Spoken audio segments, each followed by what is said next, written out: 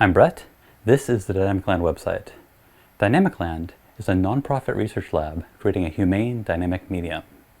And what that means is a way for real people in the real world to explore ideas together, not just with words and pictures, but with computation. But for us, computation doesn't mean scrolling around in screens. It means working out in the real world with physical materials, putting computational programs onto ordinary physical objects. It means computation integrated into real-world activities, from timbers to test tubes. It means using our hands, like playing a card game, or like a board game, or arranging scale models, or building scale models. It means making use of physical effects, using physical tools, crafting physical tools. It means making use of space, spreading out, getting everything onto the table, or the kitchen counter, or the walls, or the floor, or the middle of the room. So it's computation like electric lighting, wherever people need to be, whatever stuff they need to work with. This typically makes use of projectors and cameras up above, although you're free to use any means of sensing and affecting the physical world. And one reason to be out in the real world is that's where the people are. Because for us, computation doesn't mean everyone inside their own computer.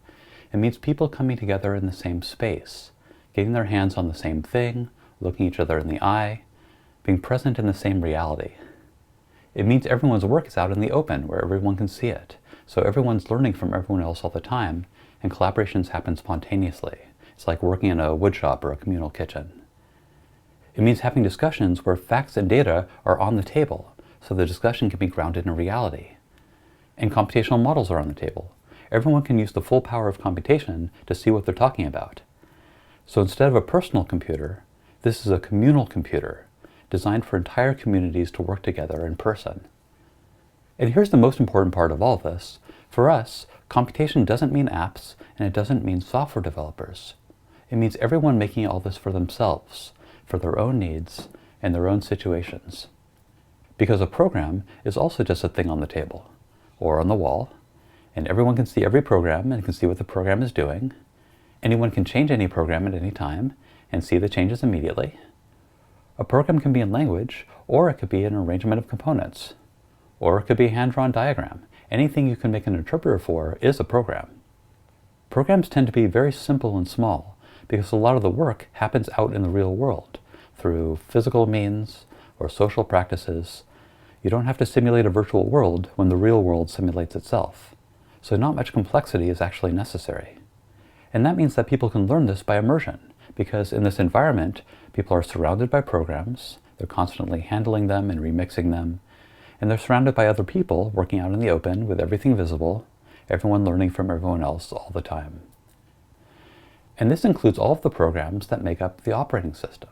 So everything I've shown is taking place in our communal computing system called RealTalk, and this is it.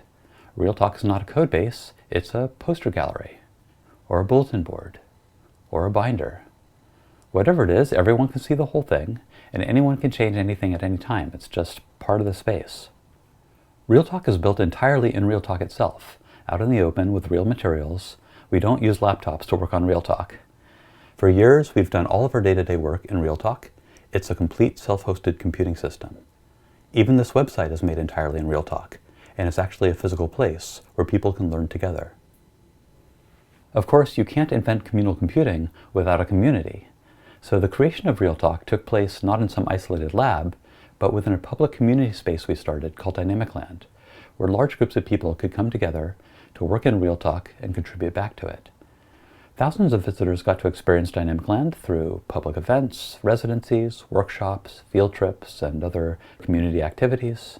And the core community was drawn from local artists, scientists, teachers, students, organizers, all kinds of people who filled the space with a library of dynamic media on topics that they cared about, such as maps and demographics, ecologies, rhythm, harmony, color, painting, animation, history, politics, Afrofuturism, poetry, weaving, family histories, signal processing, molecular cloning, optics, planets, statistics, symmetry, group theory, thermodynamics, quantum computing, and so on.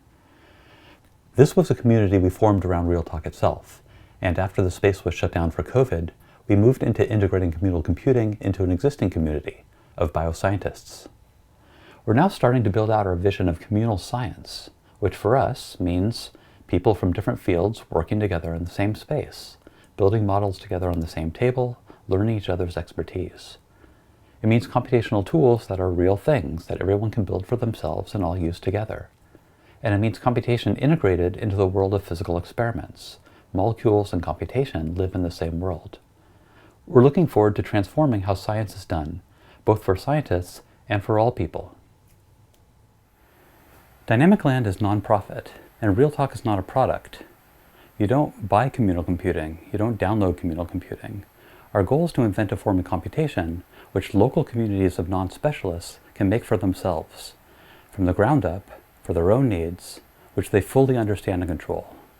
A form of computation which is learned and taught, not downloaded and used, like reading and writing, or mathematics, or the arts. Not a product, but a practice. Here's the big picture. Democracy requires universal literacy, and democracy in the 21st century is going to require a new kind of literacy for understanding and discussing systems that can't be captured in words and pictures. Things like the environment, equity, health, global economies.